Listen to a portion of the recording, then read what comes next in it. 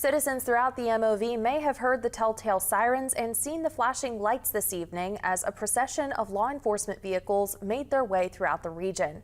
Operation Blue Sky 2025 made its way through the Mid-Ohio Valley tonight to honor members of law enforcement who made the ultimate sacrifice in the line of duty. Law enforcement vehicles from various agencies throughout the MOV made their way through Marietta, Belpre, Parkersburg, Vienna, and Williamstown for the memorial event. Operation Blue Sky is an event that takes place across the nation as a memorial for fallen officers before the start of National Police Week, which begins tomorrow. A full list of all of the agencies who participated in our area can be found in our online article at WTAP.com.